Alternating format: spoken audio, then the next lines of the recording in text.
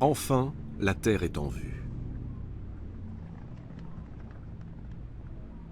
Jason jette un regard vers son équipage, les marins de l'Argo, les Argonautes, les princes les plus vaillants de la Grèce.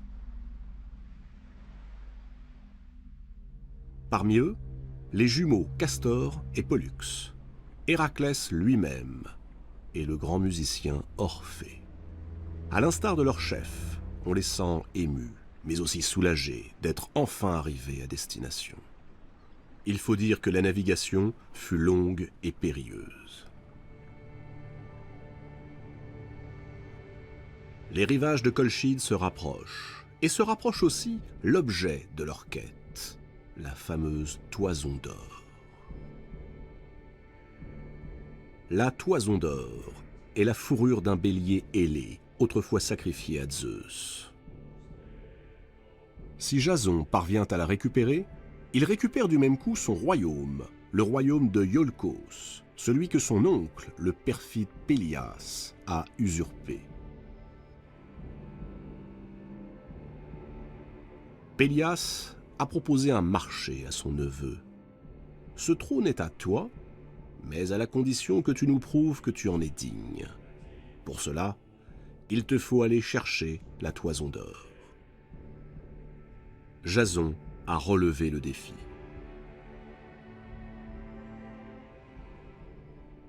Entouré de ses fidèles compagnons, le héros escalade les dunes. Au-delà de celle-ci se trouve le bois sacré. C'est là qu'est la toison, suspendue à un chêne. Mais avant de la décrocher, Jason devra en faire la demande au roi de Colchide, Aétès, dépositaire de l'objet mythique. Aétès en a confié la garde à un redoutable dragon, qui, d'un jet de flamme, réduit en cendres quiconque ose s'approcher. Or, Aétès est un personnage fourbe et sans cœur. Il prend un malin plaisir à tuer tous les étrangers qui posent le pied sur son sol. Jason se présente au palais. À côté d'Aétès se tient sa fille, Médée. Elle est magnifique. C'est une magicienne, peut-être la plus grande de toutes, plus grande encore que sa tante, Circé, pourtant experte en métamorphose et sortilège.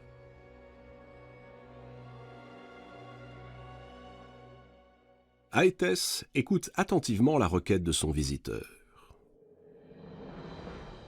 Si tu es capable de surmonter les 3 épreuves que je vais t'imposer, la Toison d'Or est à toi. 3 épreuves, mais non des moindres.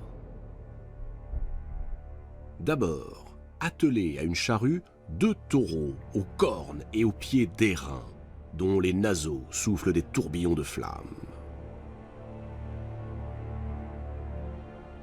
Ensuite, leur faire défricher 4 arpents d'un champ et y semer les dents d'un dragon, sachant qu'une fois en terre, ces graines peu ordinaires feront germer de redoutables guerriers qu'il faudra ensuite vaincre. Jason est stupéfait. Ce que réclame Aétès est impossible à accomplir. D'ailleurs, où trouver des dents de dragon? Aétès sourit. Il tend sa main ouverte, dévoilant une poignée de dents d'une taille monstrueuse. Les voici, à toi de les semer. Jason quitte la salle du trône, l'esprit tourmenté. Là-haut, sur l'Olympe, 2 déesses ont assisté à toute la scène. Héra et Athéna, l'épouse de Zeus et sa fille.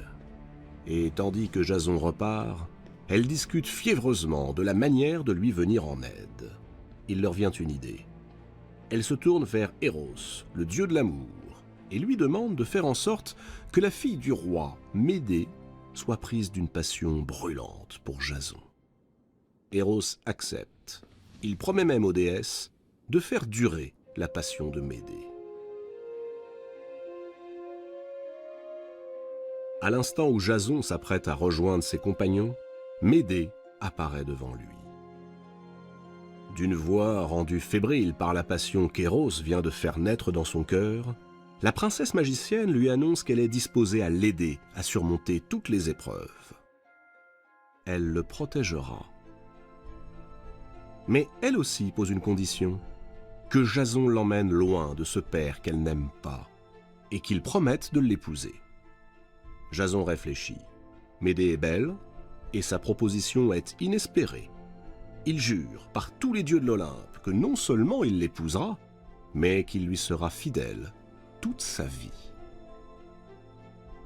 Alors, Médée lui remet un flacon contenant un liquide couleur de sang. Cet onguent, lui assure-t-elle, le protégera des flammes des créatures qu'il doit affronter. Elle lui tend ensuite une pierre banale, tout ce qu'il y a de plus commun.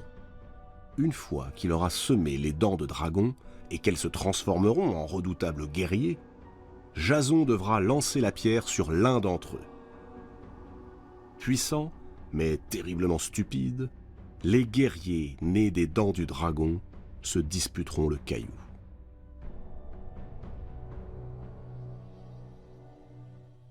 Jason prend le flacon et la pierre, sa lance et son bouclier, et part affronter les taureaux cracheurs de feu. Il parvient à les atteler à une charrue, et il les contraint ensuite à tracer des sillons. Une fois le champ labouré, ainsi que le roi Étès l'exigeait, il sème les fameuses dents de dragon. Aussitôt, des guerriers armés et casqués jaillissent de terre. Puissant, mais terriblement stupide, avait prévenu Médée. Jason n'hésite pas. Il lance sur le premier d'entre eux la pierre que lui a confiée la magicienne. Et la suite se déroule exactement comme elle l'avait prévu.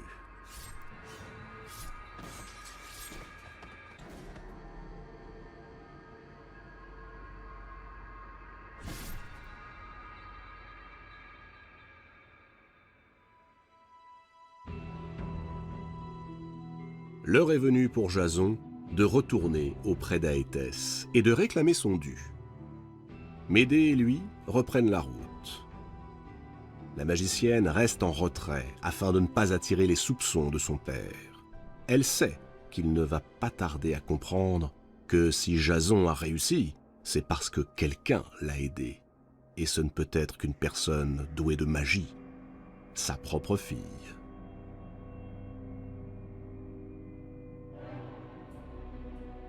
Non. Telle est la réponse du souverain à Jason. Non seulement il n'a jamais eu l'intention de se séparer de la Toison d'Or, mais, furieux que son piège n'ait pas fonctionné, il menace de brûler l'Argo et de massacrer l'équipage. Jason ressort du palais, désemparé. Médée est là, qui l'attend. Que faire? Dérober la Toison, déclare la magicienne avec détermination. Elle est gardée par un terrible dragon. Médée rassure Jason. Il ne doit pas avoir peur. Jason se laisse guider par la magicienne jusqu'au bois sacré. La Toison d'Or est bien là, et le dragon se tient tout près. Il est terrifiant, plus grand que l'Argo lui-même. Son corps est cerclé de 1000 anneaux, et surtout, il est invincible, immortel. Médée s'approche lentement. Elle murmure de mystérieuses incantations, saisit des branches de genévrier, en extirpe la sève connue pour ses effets narcotiques, et elle asperge les paupières du dragon. Le monstre plonge aussitôt dans un sommeil profond.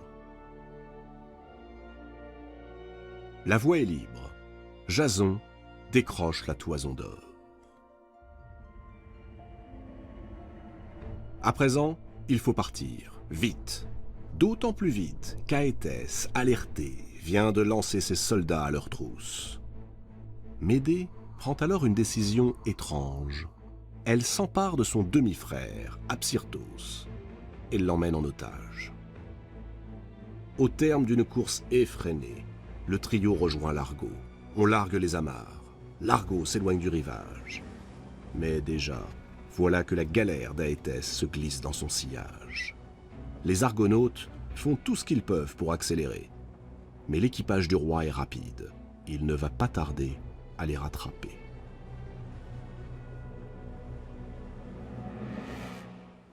Médée est prise de panique. Pas question pour elle de retomber entre les griffes de son père. Pas question non plus que Jason, pour qui elle éprouve un amour fou, soit pris et mis à mort par Aétès. Alors, elle commet un acte impensable. Elle s'empare d'une épée, empoigne son demi-frère et, sans la moindre hésitation, lui transperce le cœur. Puis, avec la même détermination, elle lui tranche la tête, le découpe en morceaux et, devant les argonautes horrifiés, les jette un par un par-dessus bord. Le roi Aétès, tétanisé, manque de défaillir. Il vient de reconnaître la tête de son fils dérivant sur les flots.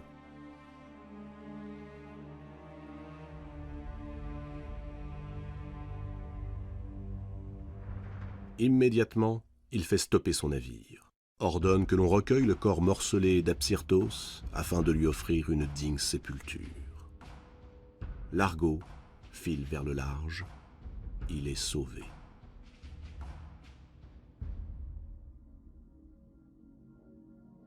C'est alors qu'une voix terrible s'élève. C'est celle de Zeus. Le roi des dieux, révolté par le geste de Médée, proclame que les deux amants paieront de leur vie ce meurtre atroce, sauf s'ils parviennent à se faire purifier. Or, une seule personne peut accomplir cette purification. Médée le sait. C'est sa tante, la puissante magicienne Circé. Sur elle courent 1000 légendes, toutes plus inquiétantes les unes que les autres. L'Argo change de cap. La traversée est longue et périlleuse jusqu'à l'île où vit Circé. Il faut affronter 1000 tempêtes. Au terme de 30 jours de mer, Jason et Médée arrivent au palais de la grande magicienne. Ils se mêlent à la foule des suppliants, venus eux aussi en quête de purification. Drapée dans une tunique écarlate, Circé s'avance. Dans un silence impressionnant, elle s'approche du couple et tend au-dessus d'eux une jeune brebis, lui tranche la gorge, arrose les mains de Jason et de Médée de son sang en invoquant Zeus. Le rituel achevé, Circé fixe sa nièce avec dureté. Elle lui lance « Je t'ai purifié. Je ne méditerai aucun malheur nouveau contre toi. Mais sache que je n'approuve ni tes desseins, ni ta faute honteuse. Sors d'ici. » Médée éclate en sanglots. Jason, de plus en plus troublé par le mauvais sort qui frappe la jeune femme, se demande si une malédiction ne s'est pas abattue sur lui et son équipage.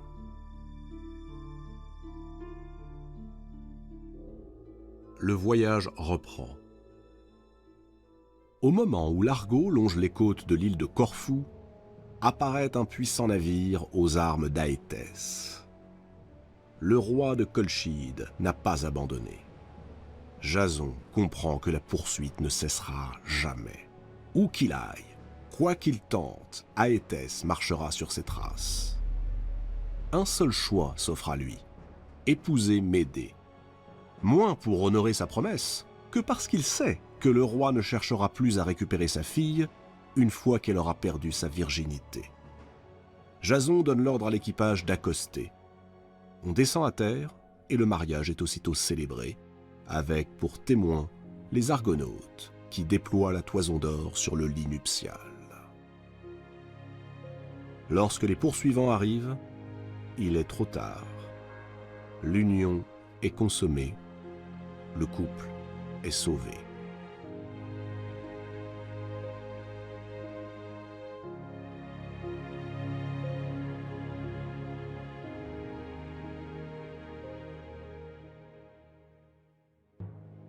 De retour à Iolcos, une terrible nouvelle attend Jason.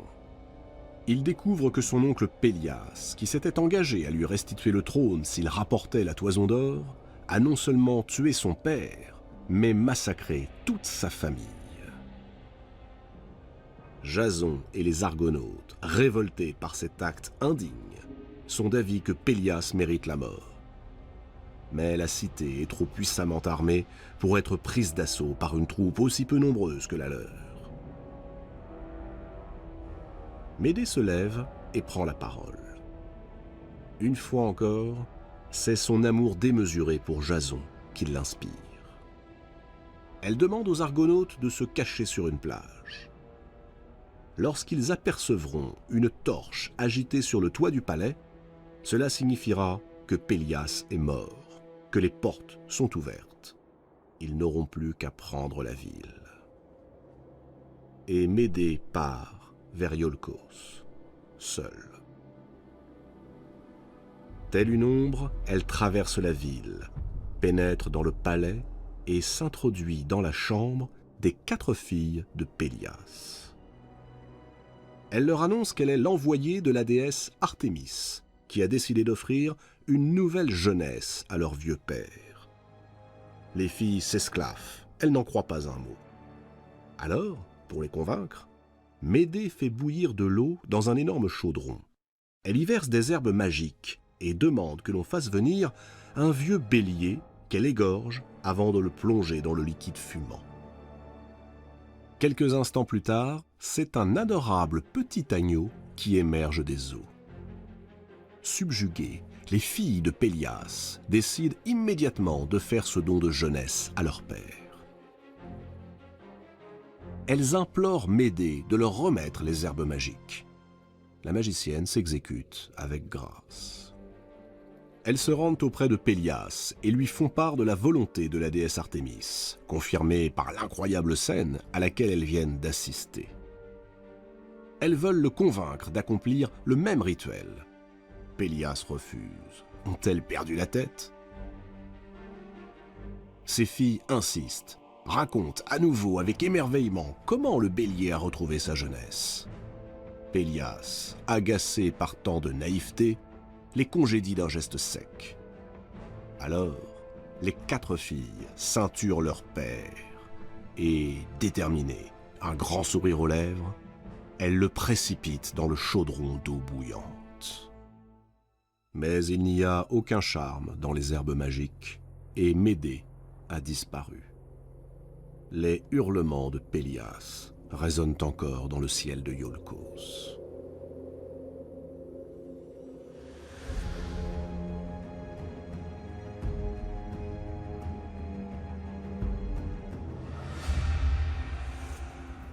Jason va-t-il enfin monter sur le trône? Non, car les habitants le tiennent pour responsable de la mort de leur roi. Ils le chassent du royaume et couronnent à sa place Acaste, le fils de Pélias.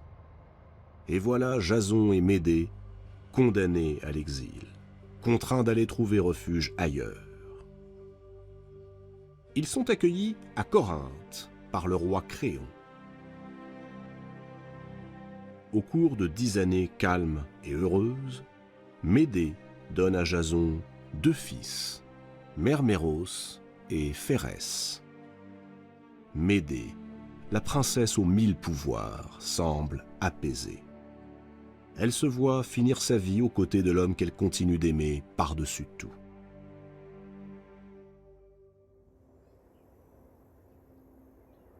Mais un matin, le roi Créon convoque Jason et lui confie que, se sentant vieillir, il voudrait pour sa fille Créuse un époux noble qui pourra lui succéder.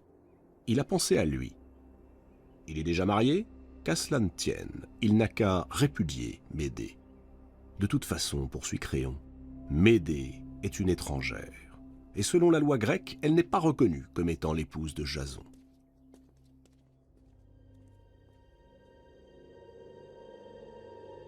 Créuse est belle, Créuse est jeune. Jason se laisse convaincre.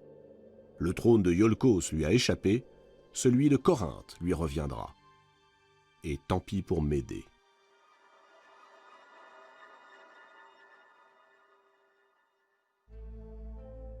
Le jour même, le roi ordonne le bannissement de la magicienne. Médée est effondrée. Tout à coup, la voilà dépossédée de tout. Mais elle se ressaisit très vite. Elle réclame au roi que lui soit accordé un jour de plus dans la cité. Créon accepte. Il n'imagine pas un seul instant l'effroyable vengeance que la magicienne humiliée s'apprête à mettre en œuvre. Médée fait apparaître une robe sublime, un vêtement digne de la plus belle des déesses, de la plus noble des reines, et prétextant un gage d'amitié, la fait parvenir à sa rivale. Créuse est ravie, éblouie. Elle s'empresse de la revêtir. Et c'est l'horreur. À peine a-t-elle enfilé la robe qu'elle s'enflamme. Créuse brûle. Dévastée par un feu terrible, elle se consume dans des douleurs atroces.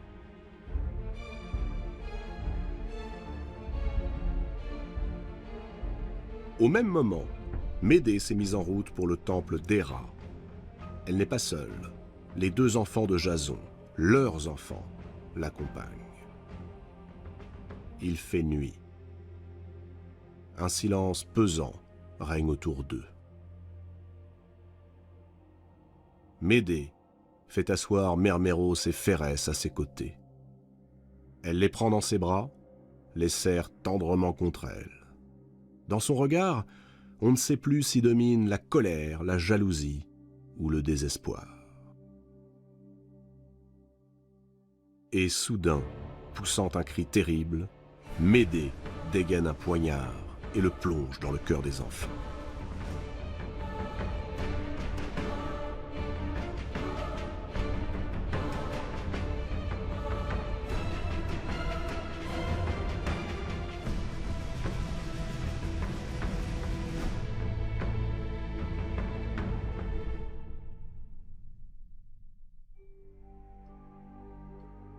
Jason, le conquérant de la Toison d'Or, n'est plus que l'ombre de lui-même.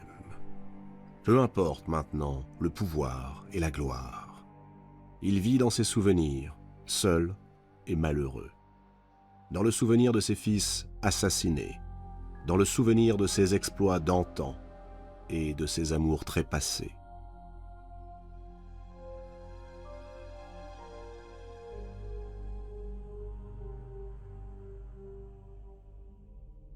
Un jour qu'il gît les yeux fermés sous la feuillée, à l'ombre de l'Argo, son vieux navire au bois rongé, la poupe vermoulue s'abat sur lui, dans un grand fracas. Jason meurt sur le coup, dans son sommeil.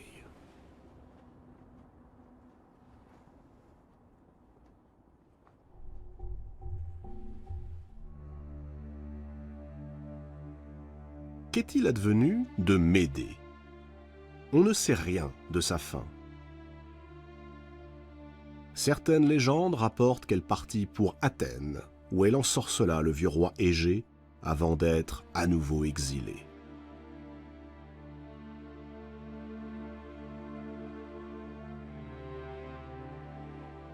D'autres prétendent que les dieux, magnanimes, lui ôtèrent la vie, mais lui pardonnèrent son horrible crime.